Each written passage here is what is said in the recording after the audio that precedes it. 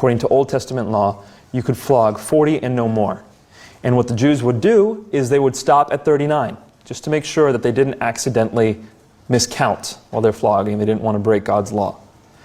The Romans, in spite of the Jews, would therefore flog more than 40 times. To show them, hey, we're not bound by your silly little laws. We're going to flog as much as we want. And so the flogging was often very protracted.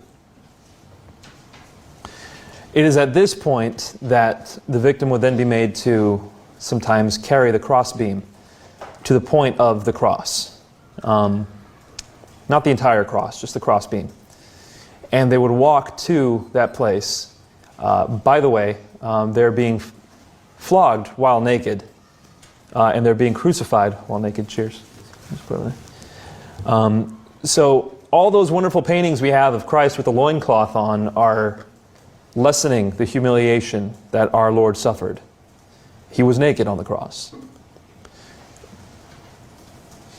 When being placed on the cross, nails were driven through the arms, not the hands, as is often depicted in medieval statements. The reason why is because back in those days, when someone said hand, they pictured this whole area, not just this area. So it was okay to say hands and still mean here.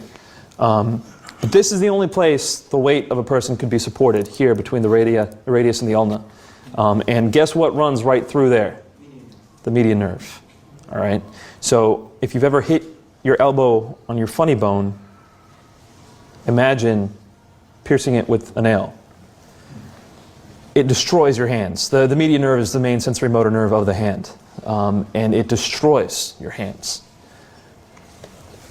As you're nailed there, your knees are bent slightly, and one ankle is placed over the other, and a 9-inch nail is driven through your feet. This is for more than just torture, though. This is to give you a means to push yourself off of the nail. When you are hanging in this position, if you're just hanging, you will not be able to breathe out. You'll breathe in, and then to breathe out, you have to have some room. You have to have some positive pressure develop, and so your ribcage needs to collapse. And in order to do that, you have to push out.